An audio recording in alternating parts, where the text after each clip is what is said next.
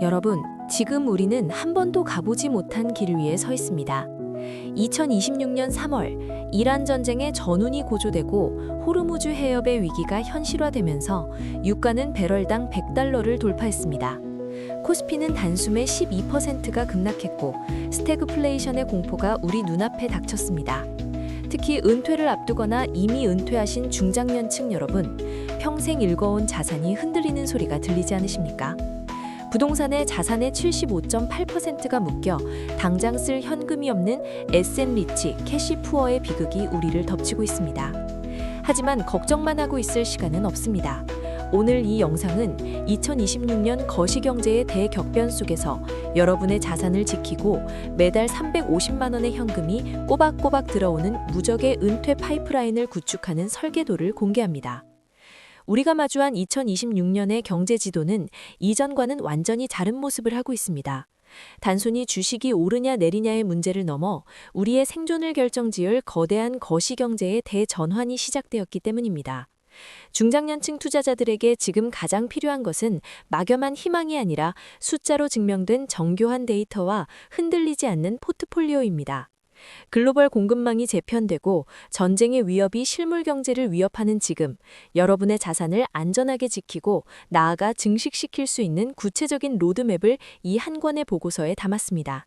이제 그 첫 장을 넘기며 여러분의 노후를 책임질 마스터 플랜을 본격적으로 시작해 보겠습니다. 2026년의 패러다임을 이해하기 위해 세 가지 핵심 키워드를 반드시 기억해야 합니다. 첫째는 다차원적 양극화입니다. 세계 경제 성장률은 3.1%대에 머물며 저성장이 고착화되었지만 AI 기술을 선점한 국가와 기업은 폭발적인 성장을 거듭하고 있습니다. 격차는 더 벌어졌고 그 사이에서 능동적으로 자산을 배분하지 않으면 도태될 수밖에 없는 환경입니다. 둘째는 자산 구조의 한계입니다. 한국 중장년층의 자산 75.8%가 부동산이라는 비유동성 자산에 묶여 있습니다. 집값은 올랐는데 정작 쓸 현금이 없는 에셋리치, 캐시푸어 현상이 심화되고 있죠. 마지막 셋째는 완벽한 파이프라인의 구축입니다. 주식의 바벨 전략, 리츠와 채권을 활용한 40대 60의 자산 배분, 그리고 ISA와 IRP라는 강력한 절세 방패를 결합해야만 비로소 우리는 소득 크레바스를 안전하게 건널 수 있습니다.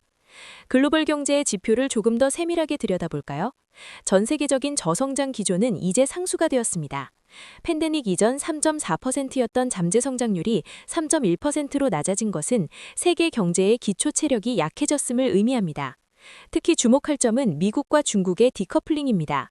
미국은 AI 인프라 투자를 주도하며 2% 중반의 견조한 성장을 이어가고 있는 반면 중국은 부동산 위기와 고령화로 4%대 중반에 머무르며 구조적인 하락세를 보이고 있습니다. 한국의 상황은 더욱 엄중합니다.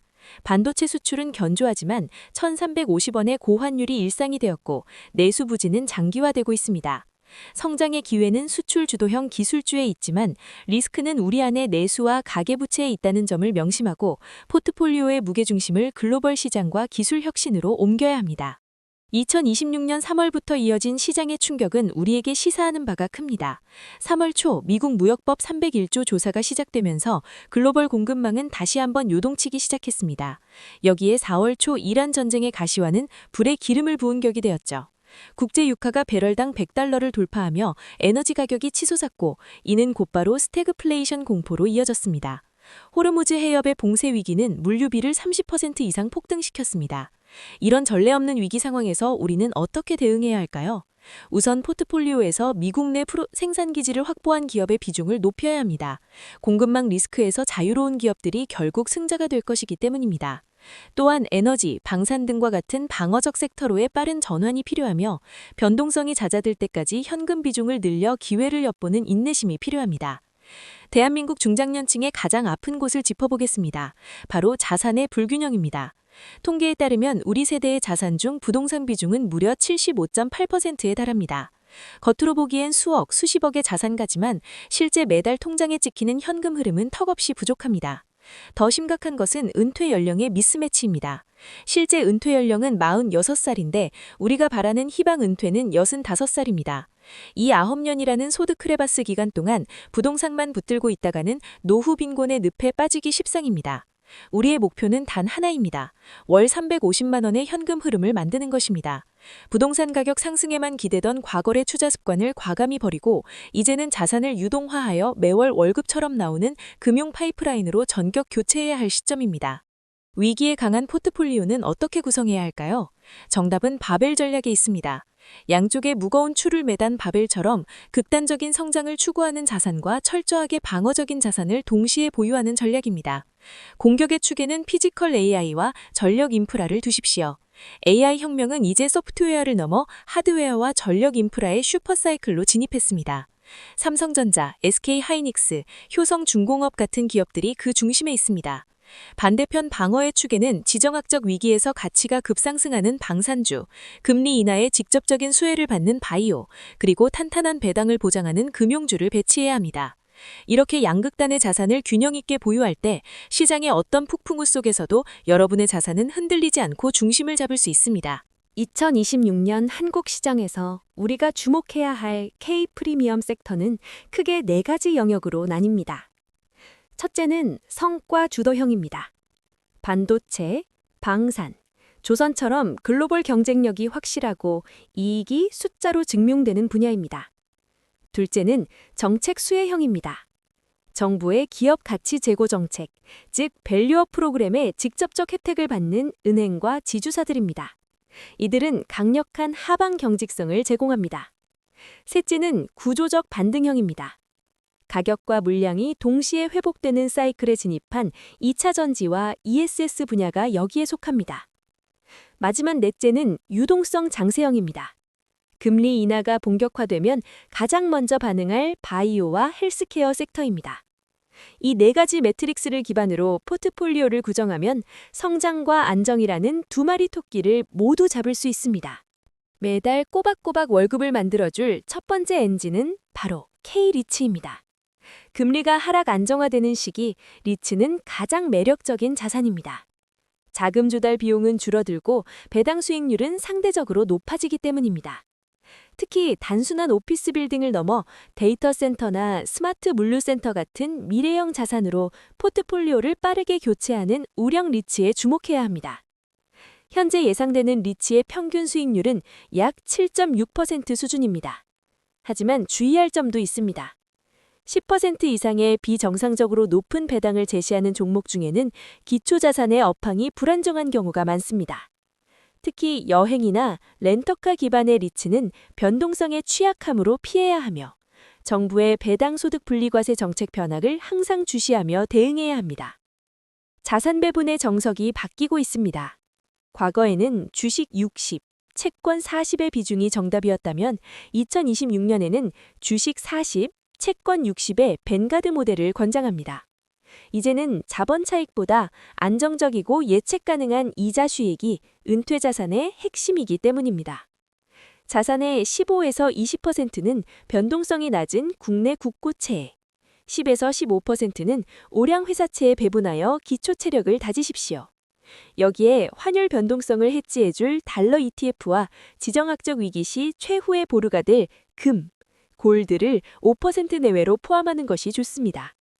금과 채권은 시장의 발작을 일으킬 때 여러분의 전체 자산 가치를 지탱해주는 든든한 버팀목이 될 것입니다.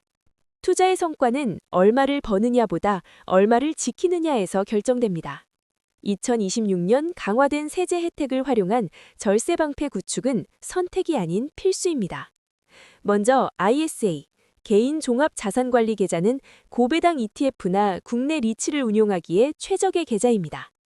저율 분리과세 혜택이 대폭 확대되었기 때문이죠. 연금저축펀드는 연간 1,800만 원 한도 내에서 과세 이연 효과를 극대화하며 해외 펀드를 운용하기에 좋습니다. 마지막으로 IRF는 퇴직금 수령뿐만 아니라 TDF나 채권형 ETF를 통해 장기적인 안정성을 확보하는 용도로 활용해야 합니다. 이 3가지 계좌를 유기적으로 결합하는 것만으로도 여러분은 매년 수백만 원의 세금을 아끼고 그만큼의 추가 수익을 올리는 효과를 보게 될 것입니다. 공부보다 중요한 것이 실행이고 실행보다 중요한 것이 순서입니다. 효율적인 은퇴자금 운용을 위한 3단계 로드맵을 제시합니다. 첫째, 연금저축계좌에 600만 원을 우선적으로 납입하십시오. 유연한 자금 운용이 가능하면서도 확실한 1차 세액공제를 받을 수 있습니다. 둘째, IRP 계좌에 300만 원을 추가하여 연간 최대 세액공제 한도인 900만 원을 채우십시오. 이것만으로도 연말정산에서 상당한 환급액을 기대할 수 있습니다. 셋째, 그 이상의 여유자금은 무조건 ISA 계좌로 보내십시오. 3년 만기가 되면 ISA 자금을 연금 계좌로 이체하여 추가 세액공제를 받는 소위 풍차 돌리기 전술을 구사해야 합니다. 이 프로세스를 반복하면 복리의 마법과 절세 혜택이 결합하여 여러분의 자산은 눈덩이처럼 불어나게 될 것입니다. 이제 모든 조각을 하나로 합쳐 2026 마스터 포트폴리오라는 건축물을 완성해 보겠습니다. 이 건축물의 하단에는 주식 40, 채권 및 리츠 60이라는 견고한 자산 매분의 토대가 놓여 있습니다. 주식 부분은 AI 인프라의 성장성과 방산의 방어력을 결합한 바벨 전력으로 채워집니다. 채권 부분은 국고채와 우량회사채로 안정적인 이자 수익을 만들어냅니다. 그리고 이 모든 구조를 ISA, IRP, 연금저축이라는 절세 방패가 감싸 안아 외부의 세금 폭탄으로부터 자산을 보호합니다. 이것은 단순한 투자 계획이 아니라 거시경제의 어떤 풍랑 속에서도 월 350만 원의 현금 흐름을 지켜낼 수 있는 정교한 금융공학 시스템입니다. 마지막으로 여러분이 오늘 꼭 가져가야 할 4대 원칙을 다시 한번 정리해드립니다. 첫째, 인컴 자산으로의 대전환입니다. 부동산 시세 차익에 대한 미련을 버리고 현금 흐름을 창출하는 리츠와 채권으로 중심을 옮기십시오. 둘째, 바벨 전력의 고수입니다. 성장주와 방어주의 균형을 통해 변동성을 이겨내야 합니다. 셋째, 거시경제 신호의 판독입니다. 전쟁이나 정책 변화 같은 신호를 두려워하지 말고 포트폴리오 재조정의 기회로 삼으십시오. 넷째, 절세 방패의 극대화입니다. 정부가 주는 세제 혜택을 1원도 놓치지 말고 모두 챙기십시오. 2026년의 혼란은 준비된 중장년층에게는 오히려 은퇴 자산을 완성할 수 있는 일생의 일대의 기회가 될 것입니다. 오늘 살펴본 2026년 은퇴 자산 설계 청사진 어떠셨나요? 세상은 변하고 위기는 찾아오지만 정확한 전략과 절세 무기가 있다면 우리의 노후는 결코 흔들리지 않습니다. 부동산이라는 무거운 짐을 내려놓고 매달 솟아나는 현금 흐름의 샘물을 만드시길 바랍니다.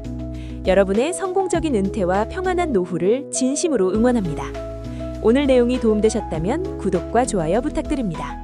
감사합니다. 본 영상은 투자 권유가 아니며 투자의 책임은 본인에게 있음을 알려드립니다.